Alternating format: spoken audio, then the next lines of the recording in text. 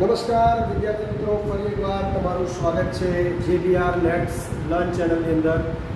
અને જિલ્લા શિક્ષણ સમિતિ પંચમહાલ ગોધરાનું દ્વિતીય સત્ર 2024નું ગણિતના પેપરનું સોલ્યુશન આપણે આજે લાઈવ જોઈશું.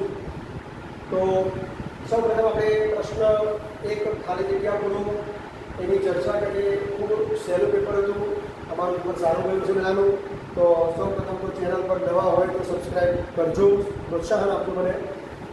પ્રશ્ન એક ખાલી જગ્યા પૂરો. એક વસ્તુની છાપેલી કિંમત 740 રૂપિયા છે, વેચાણ કિંમત છે 700.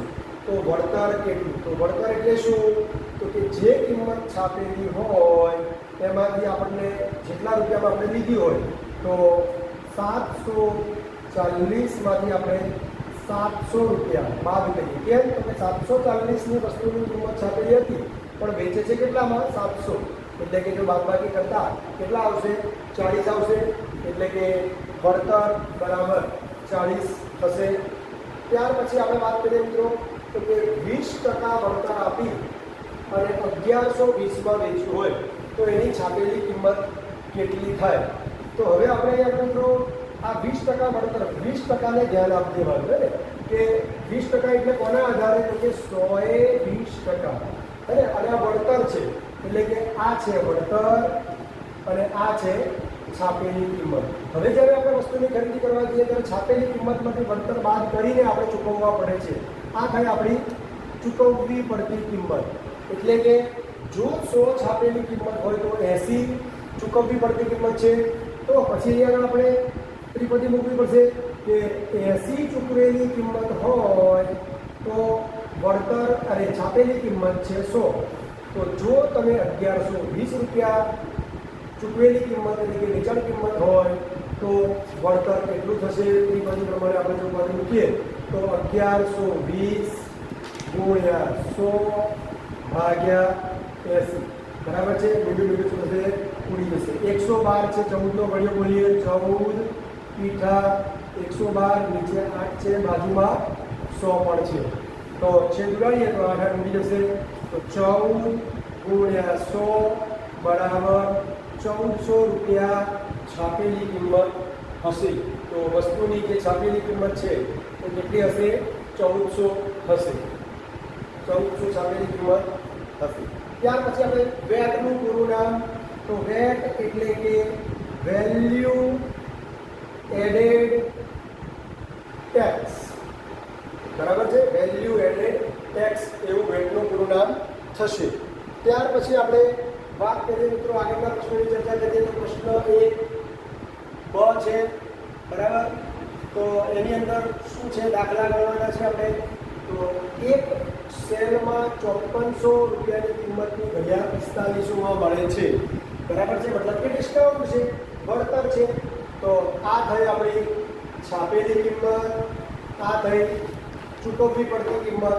તો વળતર કેવી રીતે શોધીશું? તો વળતર બરાબર છાપેલી કિંમત માઇનસ ચૂકવેલી કિંમત. તો છાપેલી કિંમત કેટલી છે? 5400 ઓછા ચૂકવેલી કિંમત કેટલી છે?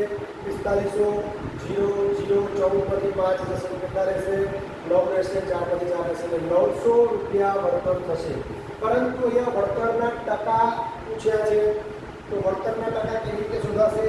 તો કે વળતરના ટકા બરાબર વળતર રૂપિયામાં જે આવ્યું છે. કેટલા રૂપિયા વળતર આવ્યું? 900 રૂપિયા વળતર કઈ કિંમતે આવ્યું છે? તો કે 5400ની છાપેલી કિંમતે. તો 5400 ગુણ્યા 100. ચાલો કેટલી મિનિટ? તો આ બંને મિનિટ આપણે કાપી નાખીએ તો શું વધે? 9નો ઘડિયો બોલીએ તો 9 6 54 એટલે ઉપર વધે છે 100, નીચે વધે છે 6. 100 ને 6 વડે ભાગાકાર કરીએ આપણે તો 6 1 6 4 40 6 36. બરાબર છે? આપણે અપૂર્ણાંકમાં લખવું હોય, પોઈન્ટમાં લખવું હોય તો પણ લખી શકાય.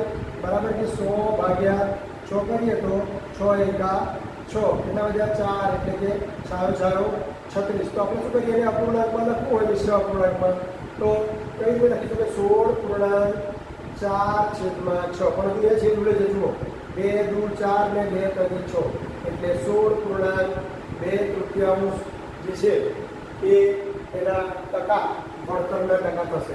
ત્યાર પછી ત્રીજો દાખલો છે એનો એ આપણે જોઈએ તો ત્રીજા દાખલાની અંદર જોઈએ કે 1500 રૂપિયાનું 5% લેખે સાદું વ્યાજ. બરાબર, સાદા વ્યાજનો દાખલો છે, બહુ સહેલો છે.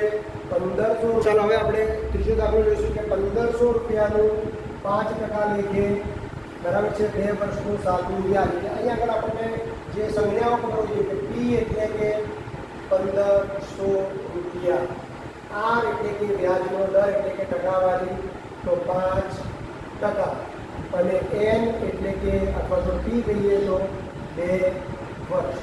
બસ હવે સહેલું કામ છે. સૂત્ર મૂકો કે સાદું વ્યાજ શોધવાનું છે. તો સાદા વ્યાજનું સૂત્ર આપણને આવડતું હોવું જોઈએ. સાદું વ્યાજ I બરાબર PRT અથવા PRN છેદમાં 100. ચલો, P એટલે કેટલા 1500, R એટલે કેટલા 5 અને T એટલે કેટલા 2 વર્ષ નીચે 100. મીઠા મીઠા હોય છે તો 15 અને 5 દુ 10 એટલે 15 અને 10 નો ગુણાકાર કરીએ તો 150 રૂપિયા સાદું વ્યાજ થશે. અને આ સાદા વ્યાજનું આપણે વ્યાજ મુદ્દલ શોધવાનું છે. તો કે વ્યાજ મુદ્દલ એટલે કે મુદ્દલ અને વ્યાજનો સરવાળો, ઇંગ્લિશમાં એને A કહેવાય. તો A બરાબર મુદ્દલ એટલે કે P અને વ્યાજ એટલે કે I. તો શું થશે 1500 વત્તા 150. 1500 ને 150 તો 1500 ને આ બીજા 100 એટલે 1650. 1650 રૂપિયા એનું વ્યાજ મુદ્દલ થશે. બરાબર છે. ચલો, ત્યાર પછીનો ચોથો દાખલો જે છે એની આપણે ચર્ચા કરીએ તો શું કહે છે 20,000 રૂપિયાનું 10% લેખે પ્રતિ વર્ષનું વ્યાજ શોધવાનું છે. અહીંયા પણ સિમ્પલ છે કે પહેલાં તમે સંજ્ઞાઓ P એટલે કે મુદ્દલ કેટલું આપેલું છે, R એટલે કે વ્યાજનો દર કેટલો આપેલો છે, અને N અથવા તો T અહીંયા ચક્રવૃદ્ધિ દર આપણે N તરીકે લઈ લઈશું. તો P બરાબર 20,000 રૂપિયા મુદ્દલ છે, R એટલે કે વ્યાજનો દર 10% છે, અને N એટલે કે 2 વર્ષ માટે આ રૂપિયા મૂક્યા છે. તો એનું ચક્રવૃદ્ધિ વ્યાજ શોધવાનું છે. ચક્રવૃદ્ધિ વ્યાજ સીધું નથી મળતું, પહેલાં મળે ચક્રવૃદ્ધિ વ્યાજ મુદ્દલ. તો અમાઉન્ટ કહેવાય છે A બરાબર P કૌંસમાં 1 પ્લસ R છેદમાં 100 ની n ઘાત. તો P એટલે કેટલા તો કે 20,000 કૌંસમાં 1 પ્લસ R એટલે કેટલા 10 છેદમાં 100 અને N એટલે કે કેટલા 2. બિંદુ બિંદુ ઉડી જશે. ચલો આપણે સાદું થોડું આપીએ તો 20,000 ગુણ્યા, હવે 10 ને અહીંયા ચાલી વડે ગુણીએ 10 એકા 10 અને આ 1 વધ્યો છે એનો સરવાળો કરીએ 10 ને 1 11 છેદમાં 10. કેટલી ઘાત છે એની 2. તો કેટલી વખત લખવાના છે 11 છેદમાં 10 2 વખત લખી દેવાના છે. તો 1 ને 2 મીંડા ઉડી જશે, અહીંયા 1 અને 2 મીંડા ઉડી જશે. ચલો 11 ગુણ્યા 11 કરીએ તો શું જવાબ આવે તો કે 200 તો અહીંયા છે બરાબર વધ્યા છે, અને 11 ગુણ્યા 11 એટલે કે 121. 11 નો વર્ગ. હવે 121 ને આપણે 2 વડે ગુણીએ તો 2 એકા 2 2 દુ 4 2 એકા 2 245 ની બદલે 2 મીંડા એટલે શું થાય 24,200 રૂપિયા. આ શું થયું તમારું ચક્રવૃદ્ધિ વ્યાજ મુદ્દલ. આપણને તો શું કીધું છે ચક્રવૃદ્ધિ વ્યાજ. તો વ્યાજ શોધવા માટે શું કરવું પડે તો કે વ્યાજ મુદ્દલમાંથી મુદ્દલ એટલે કે 20,000 બાદ કરવા પડશે.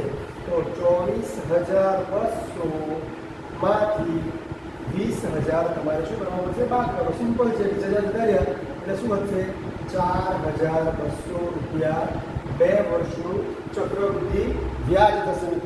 ચલો, ત્યાર પછીનો જે આપણે પ્રશ્ન છે 2 એની ચર્ચા કરવા જઈ રહ્યા છીએ. તો પ્રશ્ન 2 ની અંદર છે કે ગુણાકાર કરો.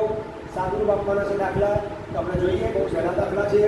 તો પહેલો દાખલો છે સૌપ્રથમ પહેલો દાખલો કે x ઓછા 5 અને બીજા કોષમાં છે 2x પ્લસ 4. ખૂબ સહેલા દાખલા છે બરાબર છે મિત્રો. તો આપણે જોઈએ તો સૌપ્રથમ આપણે જાણીએ છીએ કે આકાર કૌંસ x નો ગુણાકાર આકાર કૌંસ સાથે એટલે કે x 2x વત્તા 4 પછી ઓછા 5 તો એનો ગુણાકાર ફરીથી આખા કૌંસ સાથે 2x પ્લસ 4 ચલો આપણે આગળ ચર્ચા કરીએ તો x તો 2x સાથે ગુણાકાર કરીએ તો 2x નો સ્ક્વેર વત્તા x નો 4 સાથે ગુણાકાર કરીએ તો 4x ઓછા ઓછા એટલે અંદર ભૂકંપ બની એટલે પ્લસ ની માઈનસ થઈ જશે આ પણ પ્લસ છે એટલે માઈનસ થઈ જાય 5 દુ 10x અને 5 ચોક 20 તો 2x સ્ક્વેર ઓછા 6x ઓછા 20 તો આ થયો તમારો એનો સાદુરૂપ છે ત્યાર પછી એનો બીજો દાખલો આપણે જોઈ લઈએ તો શું છે કે y માઈનસ 8 3y માઈનસ 4 આ પણ એના જેવો દાખલો છે પૂછેલો તો કઈ રીતે કરીશું અમે y નો ગુણાકાર આખા કૌંસ સાથે એટલે કે 3y ઓછા 4 ઓછા 8 નો ગુણાકાર 3y ઓછા 4 સાથે ચલો y નો ગુણાકાર તો 3y બે વખત એટલે કે y નો સ્ક્વેર ઓછા 4y ઓકે માઈનસ આવે એટલે ભૂકંપ બનશે આની આગળ કોઈ નિશાની દેખાતી નથી એની આગળ એટલે માઈનસ થઈ જશે આ માઈનસ છે શું થઈ જશે પ્લસ થઈ જશે તો 8 તરી 24y અને માઈનસ માઈનસ પ્લસ થઈ ગયા છે 8 ચોક 32 ચલો સગા વાળા એટલે કે સજાતીય પદો ભાઈ વાળા તો સરવાળો થતો છે તો એ કરી દેવાનું 3y સ્ક્વેર એમની એમ 3y નો સ્ક્વેર માઈનસ જો બંને નિશાની કેવી સરખી નિશાની સરવાળો 4 ને 2 સોરી 24 છે 24 ને 4 28y વત્તા 32 આ થશે તમારો જવાબ મિત્રો ખૂબ સહેલું પેપર છે થોડું આપણે આખું વર્ષ જલ્દી ભણ્યા હોય તો આપણને અઘરું ના પડે પ્રશ્ન 2 બ એમાં પણ સાદું રૂપના દાખલા છે તો આપણે જોઈએ શું છે એમાં પણ દાખલા ઘણા દાખલા છે થોડો મોટો દાખલો છે પણ સરળ છે a plus b plus c ક્યાં કૌંસમાં a પ્લસ બી માઇનસ બરાબર સાવ તે લાંબુ થાય જો તમારે ઇઝીલી કરવું પહેલાં a નો ગુણાકાર આખા કૌંસ સાથે તો ડાયરેક્ટ કરવો તો ડાયરેક્ટ પણ થાય a નો ગુણાકાર a સાથે એટલે કે a નો સ્ક્વેર a નો ગુણાકાર b સાથે એટલે કે પ્લસ ab પછી a નો ગુણાકાર c સાથે માઇનસ છે એટલે ac ચલો હવે b નો વારો આવે તો b નો ગુણાકાર a સાથે તો ba લખાય પણ આપણને ખબર છે કે 2 તરી 6 3 દુ 6 એટલે આપણે એને યોગ્ય ક્રમમાં લખીએ એને આગળ લખીએ b ને પાછળ લખીએ ફરીથી એ રીતે b નો ગુણાકાર b સાથે તો b નો સ્ક્વેર અને b નો ગુણાકાર c સાથે તમે બેમાંથી એક માઇનસ છે એટલે કે b અને c ત્યાર પછી c નો વારો આવ્યો તો ત્યાં પણ એવું કરીએ કે એને આગળ લખીએ c ને પાછળ c એક લખો કે ac લખો સરખું જ કહેવાય તો હું લખું છું ac વત્તા b અને c નો ગુણાકાર ને cd પણ લખાય પણ હું લખું છું bc કારણ કે આગળ bc લખેલા છે એટલે અને ત્યાર પછી c નો ગુણાકાર c એટલે માઇનસ c નો સ્ક્વેર ઓકે તો હવે આપણે સાદું ભાગીએ તો શું થશે મિત્રો તો કે ab પ્લસ જુઓ અને ab માઇનસ એ આપણે થોડો કલર પડી જાય ખબર પડે આ ab પ્લસ છે ab પ્લસ છે બંને પ્લસ જ છે એટલે a સ્ક્વેર ab કેટલી વખત થયા 2 વખત ab ચાલો ત્યાર પછી આપણે આગળ વાત કરીએ મિત્રો ac અને એના પર બીજો કલર ઉપયોગ કરીએ તો આપણને ખ્યાલ આવે કે ac માઇનસ છે જુઓ અને અહીંયા ac પ્લસ છે એટલે ઉડી જશે એટલે ac માંથી ac ગયા 0 થઈ જશે એ જ રીતે bc ની વાત કરીએ આપણે મિત્રો તો bc માં પણ શું થાય છે જુઓ કે આ bc માઇનસ છે આ bc પ્લસ છે તો bc માંથી bc ગયા તો 0 થઈ ગયો તો હવે શું વધ્યું આપણે જુઓ તો કે અહીંયા વધ્યું 2 વખત એવી લખી દીધા વત્તા b સ્ક્વેર અને છેલ્લે વધ્યા c સ્ક્વેર તો આ થશે તમારો આન્સર તમારે બીજા ક્રમમાં a square plus b square minus c square plus 2 એવી લખો તો પણ ચાલશે ત્યાર પછી આપણે એનો બીજો દાખલો જોઈએ તો પ્રશ્ન નંબર 2 નો બીજો દાખલો પ્રશ્ન નંબર 2 નો બીજો દાખલો છે તે જોઈએ આપણે તો શું થશે કે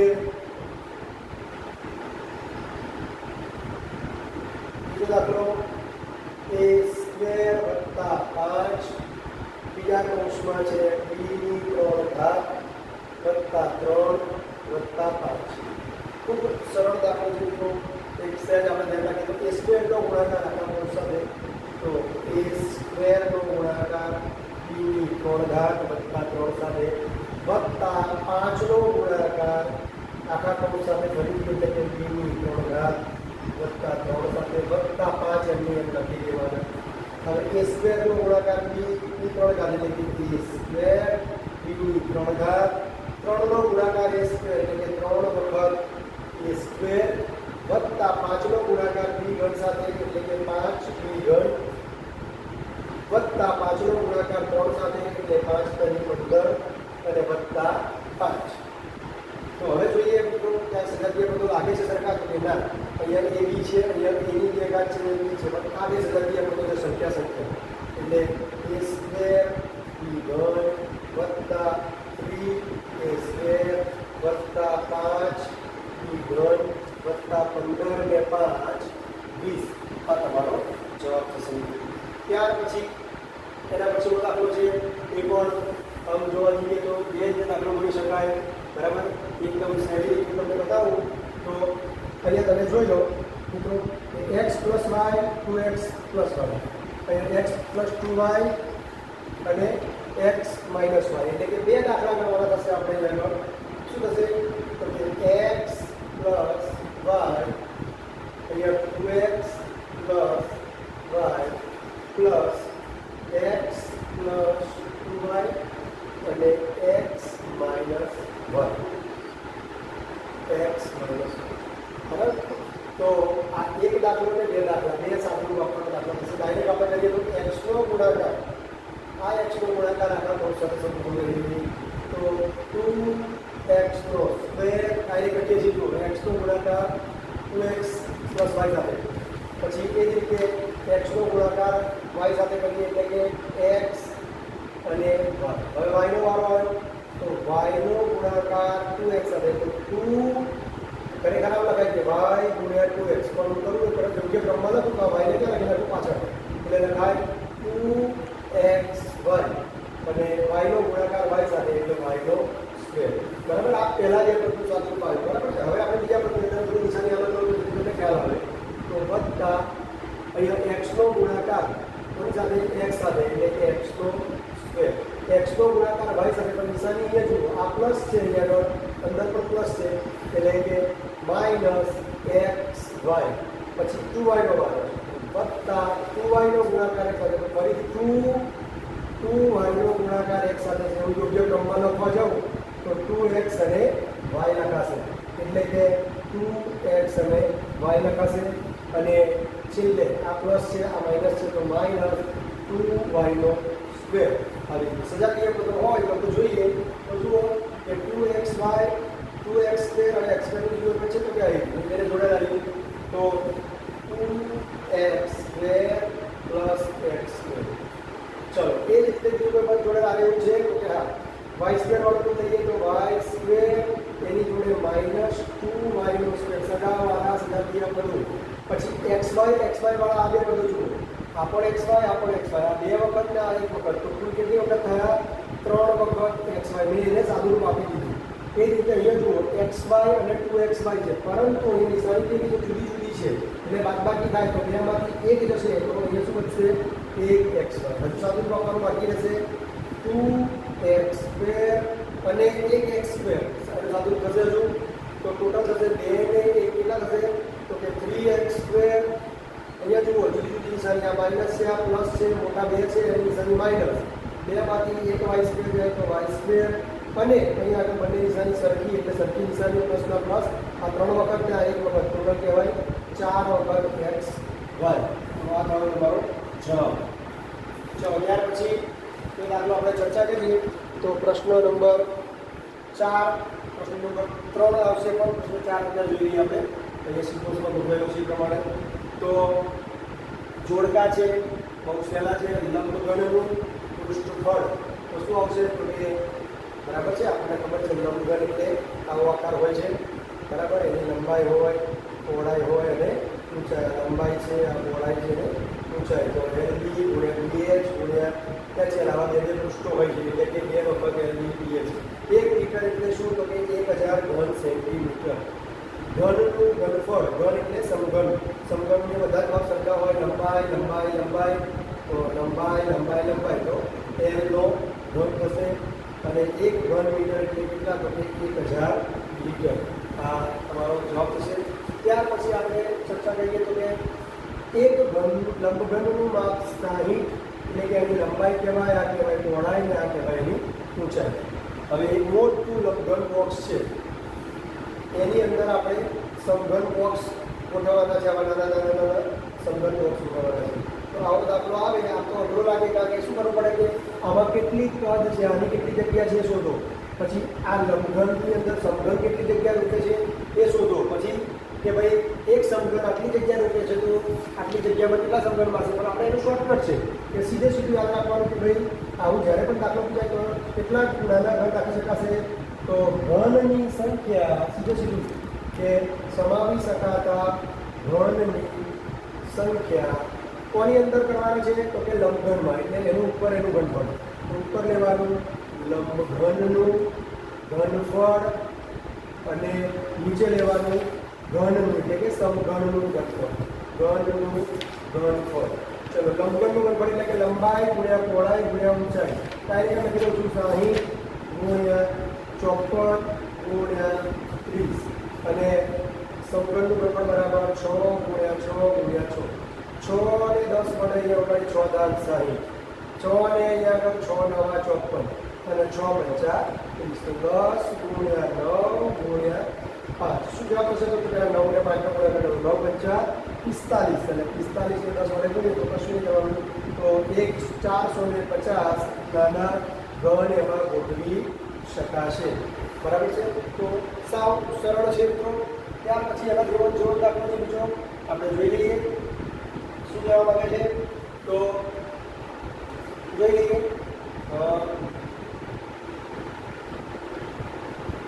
એક લંબઘન આકારનું ગોદામ છે, બરાબર, અને એ ગોદામમાં આનું માપ એટલે કે લંબાઈ, પહોળાઈ અને ઊંચાઈ, અને એની અંદર આટલા ઘન મીટર 0.8 ઘન મીટર ધરાવતા કેટલા ડબ્બા રાખી શકાય. હવે આ દાખલો એના જેવો જ છે, પણ અહીંયા શું આપેલું છે કે ભાઈ આ બંનેમાં તમારે ઘનફળ શોધવું પડતું. તો અહીંયા બીજી જે વસ્તુ ગોઠવવાની છે, મોટું ધારો કે ગોદામ છે, આપણું રૂમ છે, એની અંદર આપણે નાના નાના ડબ્બા ગોઠવવાના છે. આવી તો શું કરવું પડે કે આખા ગોદામનું ઘનફળ અને ડબ્બાનું ઘનફળ ઓલરેડી આપેલું જ છે. એટલે આપણે શું કરીશું તો કે માટે કેટલા ડબ્બા રાખી શકાય તો કે રાખી શકાતા ડબ્બા કોની અંદર ગોઠવવાના છે તો કે ગોદામમાં. તો બરાબર છે કે ગોદામનો આકાર કેવો છે તો કે લંબાઈ પહોળાઈ ઊંચાઈ અલગ અલગ છે. તો ગોદામનું ઘનફળ છેદમાં શું થશે કે ડબ્બાનું ઘનફળ. ચલો ગોદામનું ઘનફળ એટલે કે લંબાઈ ગુણ્યા પહોળાઈ ગુણ્યા ઊંચાઈ. ડાયરેક્ટ લખીએ 60 ગુણ્યા 40 ગુણ્યા 30, અને નીચે લઈએ 0.8 ડબ્બાનું ઘનફળ. હવે મારે જો આને પોઈન્ટ કાઢવો હોય તો શું કરવું પડે તો કે 60 ગુણ્યા 40 ગુણ્યા 30.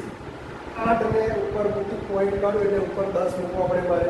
તો 8ના ઘડિયામાં છે જોડે તો 8 × 40, એટલે બાકી વધ્યો બધાનો ગુણાકાર. તો શું વધ્યું છે એ જોઈએ આપણે આ બાજુ. તો કે 60 વધ્યા છે અને ગુણ્યા 5, તો 6 × 30, અને એટલે કે 300 ગુણ્યા આ બાજુ 30 ગુણ્યા 10, એટલે બીજા પાછા 300. 3 તરી 9 અને 1 2 3 4 મિનિટ કરી દો તો 90,000 ડબ્બા આ ગોડાઉનમાં તમે ગોઠવી શકશો. ત્યાર પછી આપણે ચર્ચા કરીએ મિત્રો તો પ્રશ્ન નંબર 5 જોડકા જોડવાના છે, અને ત્યાર પછી પહેલો પ્રશ્ન છે પ્રશ્ન 5 દાખલા ગણવું છે, એની આપણે ચર્ચા કરીએ છીએ. તો સાવ સહેલા છે એટલે વાંધો નહીં. આપણને ઘાતનો નિયમ છે. તો આધાર આનો પણ એ છે, આધાર સરખો છે, ઘાતોનો સરવાળો, એટલે કે શું લખાશે કે a ની m વત્તા n, એટલે કે આ પહેલાનો જવાબ આ થશે. ત્યાર પછી અહીં આગળ જુઓ ઘાત સરખી છે પણ આધાર સરખો નથી, તો શું કરવાનું કે બંનેનો ભેગો ગુણાકાર કરીને ઘાત આ રીતે લખાય, એટલે કે આ છે એ બીજાનો જવાબ થશે. ત્યાર પછી અહીંયા ત્રીજામાં વાત કરીએ તો a ની m ની n ઘાત હે ને, તો આપણે શું કરવાનું ગુણાકાર કરવો, એટલે ઘાતનો ઘાત હોય a ની m ની n ઘાત, તો આ બંનેનો ગુણાકાર થાય એટલે આ થશે a ની m ગુણ્યા n. અને કોઈ પણ સંખ્યાની 0 ઘાત, કોઈ પણ સંખ્યાની એટલે કે a ની 0 ઘાત કે b ની 0 ઘાત, તો એક જવાબ થશે. એટલે આ થશે આપણો ચોથાનો જવાબ, આ થશે આપણો બીજાનો જવાબ. બરાબર છે? એટલે આ રીતે આપણે લખીશું. પ્રશ્ન નંબર 5બ જોઈએ. 5બ માં તો એમાં પણ સેલો દાખલો છે. આપણે જોઈએ કે 5 m ભાગ્યા 5 3 માઇનસ બરાબર 5 5 ઘાત. થોડો સમીકરણ જેવો દાખલો છે, પણ થોડોક ઘાતાંક અને સમીકરણની ભેગો હશે. આધાર કેવો છે? સરખો, એટલે કે 5 ની અને વચ્ચે કઈ નિશાની છે? ભાગાકાર, એટલે ઘાતોની બાદબાકી. તો m માંથી -3 બાદ કરીએ તો જવાબ આવે છે 5 ની 5 ઘાત. હવે આનો આધાર પણ 5 ને આનો આધાર પણ 5, તો આપણે શું કરીએ કે આ વસ્તુને સરખાવીએ ઘાતોને, એટલે કે m માઇનસ અને માઇનસ શું થઈ જશે? +3 બરાબર 5. સમીકરણ આવી ગયું. જો બાજુ પલટાય છે, ન ઉલટાય તો 5 +3 થી બાદ જાય તો -3, એટલે કે m બરાબર 2. આ જવાબ અમારો આવી ગયો. ત્યાર પછી તો દાખલો છે કે -3 ની 4 ઘાત ગુણ્યા, અહીંયા આગળ આપણે ચર્ચા કરીએ તો -3 ની 4 ઘાત ગુણ્યા, એટલે ઘાત વેચીએ બંનેને, હે ને? તો 5 ની પણ 4 ઘાત આપી શકાય ને 3 ની પણ 4 ઘાત આપી શકાય. તો -3 ની 4 ઘાત એની જગ્યાએ શું લખીએ કે ભાઈ -1 તરી 3 આ રીતે લખીએ. આ 3 ના ભાગ પાડીએ, બરાબર? 3 એકા 3 ને -1 ને આપી દીધો. આની 4 ઘાત, આની 4 ઘાત, અને ગુણ્યા બાજુમાં 5 ની 4 ઘાત. સળંગ એક જ છેદમાં લઈ આવીએ, નીચે 3 ની 4 ઘાત લઈએ. હવે આ બેને જુઓ, આધાર કેવો છે? સરખો. અંશમાં ને છેદમાં, એટલે ઘાતોની બાદબાકી, એટલે કે -1 ની 4 ઘાત તો ખરી, પણ અહીં આગળ 3 ની 4 માંથી 4 ઘાત જાય તો 0 થઈ જાય, અને 5 ની 4 ઘાત. તો -1 ની 4 ઘાત, કોઈ પણ સંખ્યાની 0 ઘાત એટલે 1 ગુણ્યા 5 ની 4 ઘાત. આ તમારો જવાબ થશે. બરાબર? બીજું કે -1 ની 4 ઘાત એટલે +1 ની કિંમત થાય, તો તમે આ પણ 1 થઈ જાય, આ પણ 1 થઈ જાય, અને 5 ની 4 ઘાત આપણે સુધી કરો તો પણ ચાલે, અને ઉપર સુધી આપણે કરો તો પણ ચાલશે, કારણ કે કિંમત શોધવાની બુદ્ધિ નથી. ત્યાર પછી આપણે આગળની ચર્ચા કરીએ તો પ્રશ્ન નંબર 6, તો એમાં તો ખાલી જગ્યાનો એ પણ શોખ છે. એટલે આપણે સુધારા પણ છે શ્રેણી આગળ કે કેટલી, તો આપણે 10 પેન્સિલની કિંમત અહીંયા કરાવી છે. તમારે પણ મિત્રો, બીજા મિત્રોને જે પણ પ્રમાણે તમે ધંધો કરાવ્યો હોય ચેન્જીસ, એ પ્રમાણે તમે કરી શકશો. એક રાશિ વધવાની સાથે બીજી રાશિ વધે. એક પેન લીધી 5 રૂપિયાની આવી, 2 પેન લીધી 10 રૂપિયામાં આવશે, 3 પેન લીધી 15 રૂપિયામાં આવશે. તો આ એક રાશિ, પેનની સંખ્યા વધી તો પેનની કિંમત પણ વધે છે. તો આને તમને ખબર હશે કયું પ્રમાણ કહેવાશે? તો કે આ કહેવાય સમપ્રમાણ કહેવાય. ત્યાર પછી વાત કરીએ કે એક પેન્સિલની કિંમત 5, તો 10 પેન્સિલની કિંમત કેટલી? તો કે 10 × 50. પછી 6 માણસોને એક કામ પૂરું કરવા 8 દિવસ લાગે, તો 4 માણસોને કામ પૂરું કરવા કેટલા દિવસ લાગે? તો સૌ પ્રથમ આપણે એ ખબર પડવી જોઈએ મિત્રો કે કયા પ્રમાણ છે, સપ્રમાણ છે કે વ્યસ્ત પ્રમાણ. તો 6 માણસો હોય તો 8 દિવસ લાગે. હવે માણસો ઘટ્યા, ઓછા માણસો કામ કરે તો વધારે દિવસ લાગે. તો વ્યસ્ત પ્રમાણનો દાખલો છે. એટલે સૌ પ્રથમ આપણે લખીએ કે ભાઈ માણસો અને નીચે લખીએ આપણે દિવસો. 2 રાશિઓ છે. બરાબર છે? આ x અને y. તો માણસો અને દિવસો આપણે રાશિ લખીએ.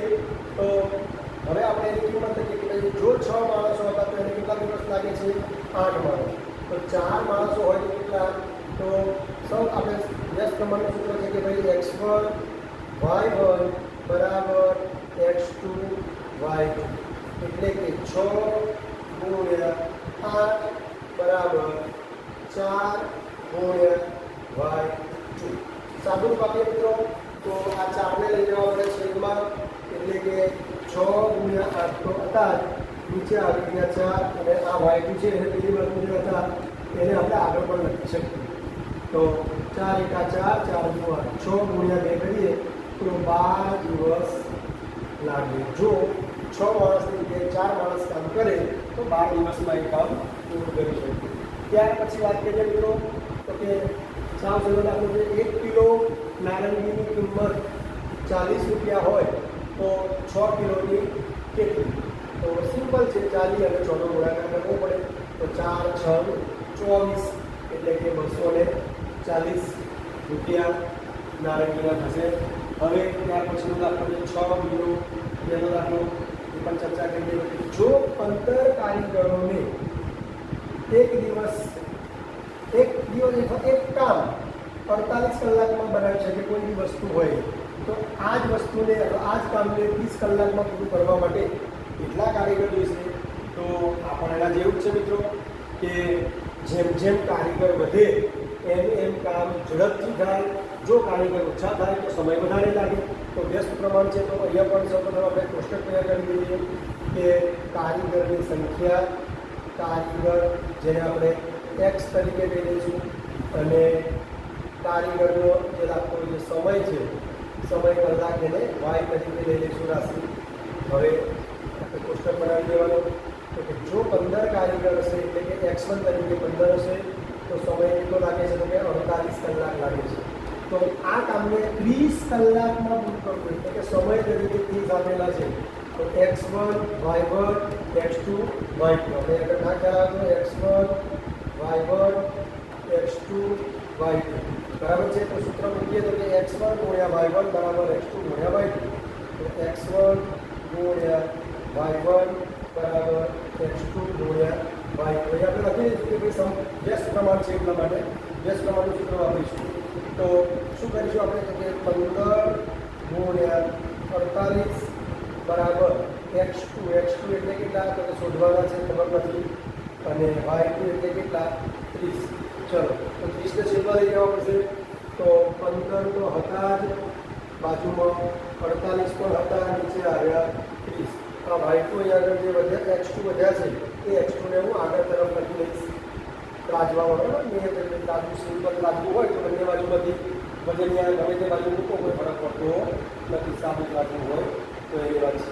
ત્યાર પછી અહીંયા આગળ સાદું પડે 15 એકા 15 15 દુ 30. 48 ને 2 વડે ભાગીએ તો 48 ના અડધા, 4 ના અડધા 2, 8 ના અડધા 4 એટલે કે 24 વ્યક્તિઓ હોય તો 30 કલાકમાં કામ પૂરું થઈ શકે છે.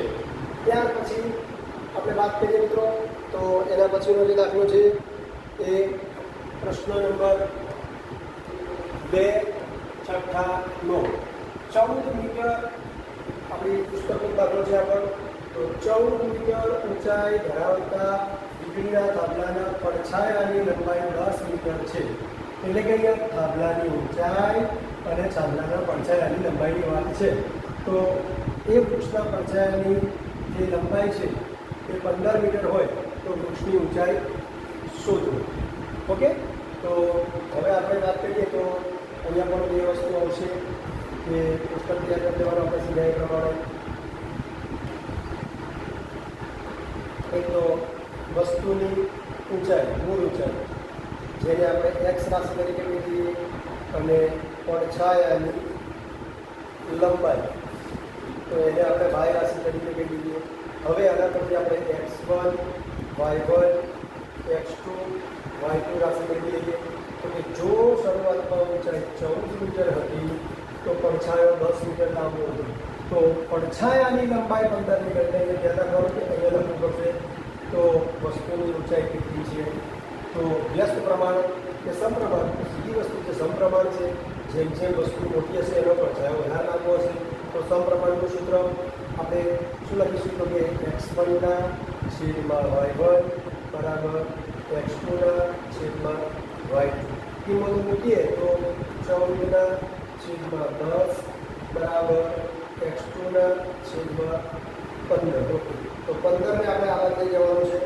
એટલે શું કરવું પડશે? તો કે 14 છે ગુણ્યા 15 લઈએ અને નીચે આવે છે 10 બરાબર x2. સાતનું બાકી મિત્રો તો 10 ના શું ભાગ પડે? તો કે 5 × 10. એમ પર 15 ના શું ભાગ પડે? તો કે 5 × 15.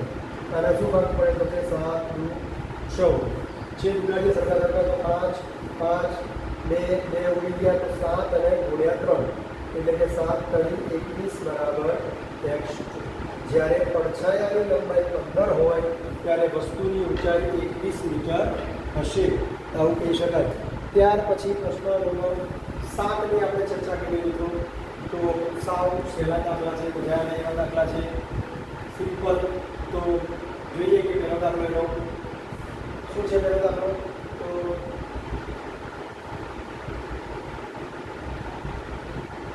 14m અને બીજું છે 7n. એમાં સામાન્ય અવયવ શોધવાના છે. સામાન્ય અવયવ આપણે શોધવા છે. તો શું કરીએ તો 14ના અવયવ પાડી દેવા પડે. પહેલાં તો આપણે 14ના અવયવ શું થશે? 7 × 14 અને m. આ 7n ના અવયવ 7 × m. શું છે બંનેમાં સરખું? તો કે 7 અને 7. એટલે કે સામાન્ય અવયવ 7. ચલો એનો બીજો દાખલો એવો જ છે. 14pq અને બીજું છે 28p²q². ચલો 14 એકા 14, 14 × 28 એટલે વધારે મહેનત નહીં કરવાની, 14 જ રહેવા દઈશ. ગુણ્યા p ગુણ્યા q. અને 28ના ભાગ પાડું છું. 14 × 28 p 2 વખત અને q પર 2 વખત. સરખા અવયવ આપણે જોઈ લઈએ. તો કે 14 p q અને q એટલે સામાન્ય અવયવ શું થશે? તો કે 14 પછી p અને q. આ થશે આપણો સામાન્ય અવયવ. ત્યાર પછી આપણે આગળ વાત કરીએ મિત્રો. તો પ્રશ્ન નંબર 3 એનો છે. એમાં ભાગાકાર કરવાનો દાખલો છે. તો એ પણ સાવ સહેલો દાખલો છે. સેજ જ આપણે થોડું ધ્યાન રાખીએ, આપણને બિલકુલ આવડી જાય. તો ભાગાકાર કરો તો એને હું કઈ રીતે લખીશ? તો કે 6x² ભાગ્યા 2x. બીજા નંબરનો દાખલો છે આપણો. એને કઈ રીતે લખી શકાય? તો ઉપર અંશમાં લખી દો અને નીચે લખી દો 2x. ભાગાકારવાળા પદ્ધતિ. 6ના ભાગ પાડીએ તો 2 એકા 2, 2 × 4, 2 × 6. x ની 3 ઘાત એટલે x કેટલી વખત? 3 વખત. નીચે થઈ જાય 2 × x. સરખા છેદગાળો 2 2 x. શું વધ્યું અહીંયા આગળ? તો કે અહીંયા વધ્યો 3 અને બાજુમાં વધ્યો x². તો 3x². ચોથો દાખલો એના જેવો છે. તો એ ભાગાકાર કરો તો ઉપર લખીએ -20. x ની 4 ઘાત એટલે x કેટલી વખત? તો કે 4 વખત. અને નીચે 10 એટલે કે 10 અને x કેટલી વખત?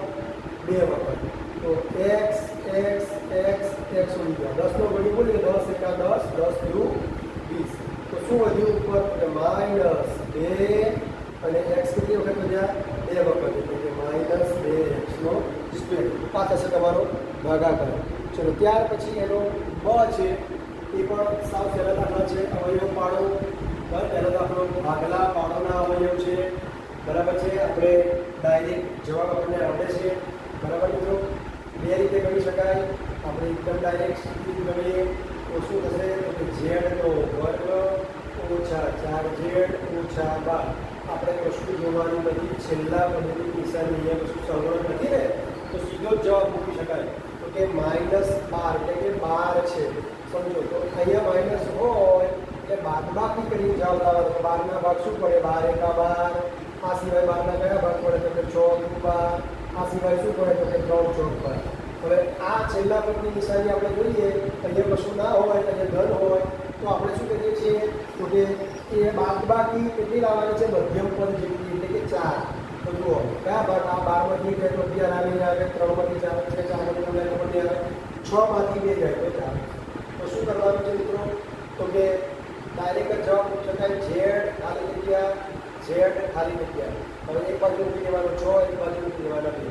ચલો આપણી ખબર પડી ગઈ. હવે શું કરવાનું છે કે જો બાદબાકી કરી હોય તો મધ્યમ પદમાં નિશાની જુઓ કઈ છે? માઇનસ. એ નિશાની મોટી સંખ્યાને આપો, એનાથી વિરુદ્ધ નિશાની આને આપી દેવાની છે. તો આ રીતે તમે એકદમ સરળતાથી સીધો દાખલો ભાગલા પાડોના ગણી શકો છો. ત્યાર પછી બીજો દાખલો એનો છે કે 7x² વત્તા 14x ભાગ્યા x વત્તા 2. આ દાખલો પણ સાવ સહેલો છે મિત્રો. તો અંશમાં આપણે કીધું એના છેદ પાડીએ, આપણે અવયવ પાડીએ. તો 2 × 14 એટલે આ તેનું સરખું શું નીકળે છે? તો કે 7 સરખા દેખાય છે મને. અહીંયા x છે, અહીંયા x છે. તો x કાઢી લીધા. આપણે હિસાબ કરીએ તો 2x માંથી 1x ગયો હતો. x વધ્યો અને અહીંયા 7 દુ x તો નીકળી ગયો પહેલેથી બહાર, હવે 7 દુ 14 કર્યા હતા, હવે 7 લઈ લીધા બહાર તો શું વધ્યું 2 એટલે કે વત્તા 2. અને આ ભાગ્યા x + 2 છે એની નીચે મૂકી દઈશ છેદમાં, તો x + 2 ઉડી ગયા તો જવાબ શું આવે 7x. આ તમારો જવાબ છે. તો બિલકુલ સહેલો છે. ત્યાર પછી પ્રશ્ન નંબર 3 છે. પ્રશ્ન નંબર 3 માં પણ અવયવ પાડવાના છે. એ પણ સહેલા છે મિત્રો. પણ એ પહેલા થોડુંક આપણે જોઈ લઈએ કે અહીંયા જુઓ 4 × 4 4 નું 8 એટલે 4 4 4. અવયવ પાડવાનું સૌથી પહેલું સ્ટેપ શું છે તો કે સામાન્ય કાઢો. બધામાંથી 4 બહાર નીકળે છે. 4 બહાર કાઢી લીધા હિસાબ કરો તો એ શું વધ્યું x², પછી ઓછા 2x અને વત્તા 4 × 4. હવે જુઓ તમે પૂર્ણ વર્ગ ત્રિપદી કઈ રીતે તો કે કૌંસનો સ્ક્વેર માઇનસ 2 ડબલ કૌંસ પ્લસ કૌંસનો સ્ક્વેર. પૂર્ણ વર્ગ ત્રિપદી યાદ કરો કે આ 1 નું વર્ગમૂળ શું થાય, અહીંયા આગળ તો x આવશે કારણ કે આનું વર્ગમૂળ છે. અહીંયા 1 નું વર્ગમૂળ 1 થશે, અહીંયા આગળ x ના x અને અહીંયા 1 ના 1 તો શું જવાબ આવશે 4 કૌંસમાં અહીંયા પહેલું પદ એટલે કે એનું વર્ગમૂળ x નું વર્ગમૂળ x, અહીંયા 1 નો વર્ગ એનું વર્ગમૂળ 1, મધ્ય પદની નિશાની એનો વર્ગ. આ રીતે આપણે અવયવ પાડશે. પૂર્ણ વર્ગ ત્રિપદીની રીતે એના અવયવ પડે છે. ત્યાર પછીનો જે પ્રશ્ન છે મિત્રો એ જોઈએ તો બ છે. અહીંયા આગળ આપણને એક આલેખની આકૃતિ આપેલી છે, એના પરથી પ્રશ્નોના જવાબ આપવાના છે મિત્રો. તો બહુ સહેલો છે, સમગ્ર અવયવ છે. આ જોઈ લઈએ આપણે તો કે શું છે. અહીંયા આપણે જોઈએ સમય તો સમય આપેલો છે, અહીંયા આગળ તાપમાન આપેલું છે. એક દર્દી છે હોસ્પિટલમાં, એનું દર કલાકે તાપમાન દર્શાવે છે, શરીરમાં કેટલો તાવ ચડે છે ઉતરે છે એ બધું. તો એના પરથી પ્રશ્નોનો જવાબ આપવાના છે. તો જોઈએ તો 9 વાગે કેટલું તાપમાન હતું તો જુઓ કે 35 36 વચ્ચે એટલે 35.5. 10 વાગે 36 આગળ છે જુઓ. ત્યાર પછી 11 વાગે તમે જોઈ શકો છો કે 39 તાપમાન છે. 12 વાગે જોઈએ તો 38 અને 39 ની વચ્ચે એટલે કે 38.5. પછી 1 વાગે તમે જુઓ તો 36 અને 37 ની વચ્ચે એટલે 36.5. 2 વાગે પણ તમે જુઓ તો એટલું જ છે, અને 3 વાગે જુઓ તો 37 તાપમાન છે. એટલે આ રીતે આપણે જવાબ આપવાનો છે. તો પ્રશ્ન જોઈએ બપોરે 1 વાગે એના દર્દીનું તાપમાન કેટલું હતું. તો 1 વાગે આપણે આ કર્યું જુઓ અને પાછા તાપમાન બાજુ આવે 36 અને 37 ની બિલકુલ વચ્ચે એટલે કે 36.5 સેલ્સિયસ તાપમાન દર્દીનું બપોરે હતું. 38.5 તાપમાન ક્યારે હતું તો એ 38 અને 39 ની વચ્ચે. આમ પાછા જાવ ક્યાં આવ્યા અહીંયા એથી પાછા નીચે આવો કયો સમય બતાવે છે 12 વાગે એટલે કે બપોરે 12 વાગે તેનું તાપમાન હતું. સમગ્ર દરમિયાન 2 વખત સરખું તાપમાન રહ્યું. કયો સમય એવો છે કે જેમાં સરખું રહ્યું તો કે 1 વાગે માપ્યું તો પણ કેટલું હતું 36 અને 37 ની વચ્ચે એટલે કે 36.5. 2 વાગે પણ તમે જુઓ તો કે કયા સમય દરમિયાન તો કે 1 અને 2 વાગ્યાના વચ્ચેના સમયગાળાની વચ્ચે. 1:30 વાગે તો 1:30 કે વાગશે તો 1 અને 2 ની બિલકુલ વચ્ચે. તો ત્યાં પણ તમે જુઓ કેટલું તાપમાન છે 36.5 છે. ત્યાર પછી કયા સમયગાળામાં દર્દીનું તાપમાન વધી રહ્યું હતું તો નીચેથી ઉપર. તો જો તમે જુઓ અહીંથી ઉપર જાય છે 35 પછી 36 થયું, 36 પછી 39 પછી તો અહીં પાછું આવે છે નીચે આવે છે. એટલે કયો સમયગાળો એવો હતો તો કે આ ગાળો છે તમે જુઓ 9 થી લઈને 11 વાગ્યા સુધી. બરાબર એવું જણાવ્યું આપણે 9 થી 11નો જે સમયગાળો છે એ દરમિયાન દર્દીનું જે તાપમાન છે એ વધી રહ્યું હોવાનું જણાતું હતું. ત્યાર પછીનો જે દાખલો છે બરાબર છે મિત્રો કે એનો રેખીય આલેખ છે. એમાં શું આપેલું છે તો કે એક તો સમય આપેલો છે કલાકમાં, અને ત્યાર પછી આપણને બીજું શું આપેલું છે તો કે અંતર આપેલું છે. તો આપણે આડી ધરી પર સમય લઈશું અહીંયા આગળ. તો આડી ધરી દોરીશું એને કહેવાય x અક્ષ. ત્યાર પછી આપણે એક ઊભી ધરી લઈશું જેને કહીશું y અક્ષ. અહીંયા ઉગમ બિંદુ O. અહીંયા શું લેવાના છીએ આપણે તો કે કાપેલું અંતર લેવાના છીએ. અહીંયા શું લેવાના છીએ આપણે તો સમય લેવાના છીએ.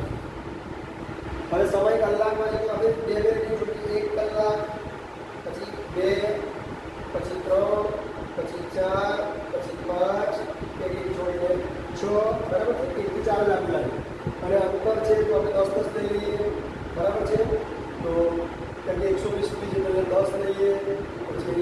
ડિગ્રી, પછી 20, 40, 50, 60, 70, 80, 90, 100, 110, 120. હવે અહીંયા આપણે પ્રમાણમાં લખવું પડે ને, તો વાય અક્ષ ઉપર પ્રમાણમાં આપણે શું લીધું છે, તો કે 1 સેન્ટીમીટર બરાબર 10 કિલોમીટર અંતર લીધેલું છે. અને એક્સ અક્ષ પર તમે શું લીધું છે, સમય, તો તમે એમાં જુઓ તમે અડધો કલાક લીધો છે, 1 ખાનું એટલે કે 1 સેન્ટીમીટર બરાબર. તો એક્સ અક્ષ પર પણ તમે લીધું છે. હવે ચાલો 1 વાગે કેટલું અંતર છે, તો કે 30 છે. 2 વાગે કેટલું છે, તો કે 60 કિલોમીટર અંતર કાપ્યું. 3 વાગે કેટલું કાપ્યું છે, તો કે 90 કિલોમીટર કાપ્યું છે. 4 વાગે કેટલું કાપ્યું છે, 120. આ સૌને આપણે જોડી અને આપણે આલેખ બનાવવાનો પ્રયત્ન કરીએ તો આ બધાને એક સીધી રેખા લગભગ આવશે. આ થયો તમારો રેખીય આલેખ. તો મિત્રો, તમને પેપર યોગ્ય લાગ્યું હશે. પરીક્ષામાં તૈયારી પણ તમે નેક્સ્ટ એક્ઝામમાં આવતા સાલના વિદ્યાર્થીઓને પણ તમે તૈયાર કરી શકશો. પેપર સારું ગયું હશે. આગલા પેપરો માટે તમને બેસ્ટ લક. જય હિન્દ, જય ભારત. તો ચાલો મિત્રો, પ્રશ્ન 3 બાકી તમે જોઈ લઈએ. એમાં સિમ્પલ દાખલો છે કે એક સમબાજુ ચતુષ્કોણના વિકર્ણોની લંબાઈ 15 અને 24 છે. સમબાજુ એટલે આપણે બધાને ખબર છે કે જેની બધી બાજુઓનો માપ સરખા હોય એના વિકર્ણો. તો એક વિકર્ણોને આપણે D1 અને બીજા વિકર્ણોને D2 કહીએ. દાખલા તરીકે એક વિકર્ણોની લંબાઈ 15 છે, બીજાની 24 છે, તો એનું ક્ષેત્રફળ. તો જ્યારે સમબાજુ ચતુષ્કોણ હોય તો સમબાજુ ચતુષ્કોણનું ક્ષેત્રફળ બરાબર 1/2 ગુણ્યા D1 ગુણ્યા D2.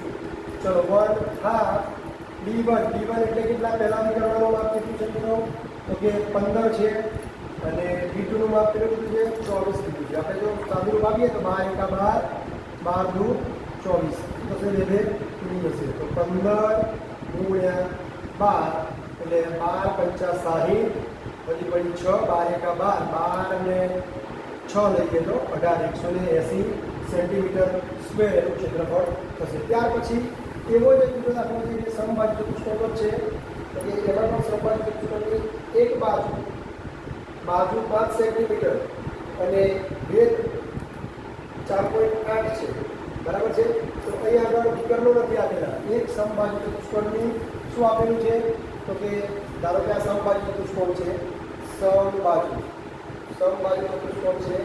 તો બાજુ છે કેટલી, તો કે બાજુ છે 5 અને વેધ છે કેટલો, 4.8. તો બસ આપણને ખબર છે કે સમબાજુ એ પણ સમાંતર બાજુ ચતુષ્કોણ છે. આપણે સૂત્ર શું લખીએ છીએ, તો સમબાજુ અથવા સમાંતર બાજુ બંને એક જ છે, તો એનું ક્ષેત્રફળ બરાબર પાવ, હે ને, પાવ. તો પાયો ગુણ્યા ઊંચાઈ. તો પાયો કેટલો છે, 5 છે અને ઊંચાઈ કેટલી છે, 4.8. ઓકે, ચલો 5 × 40, બધી પડી 4, 5 ચોક 20, 20 ને 4 24, બરાબર. અહીંયા એક પોઈન્ટ છે એટલે કેટલો આવશે, 24 સેન્ટીમીટર સ્ક્વેર એનું ક્ષેત્રફળ થશે સમબાજુ ચતુષ્કોણનું.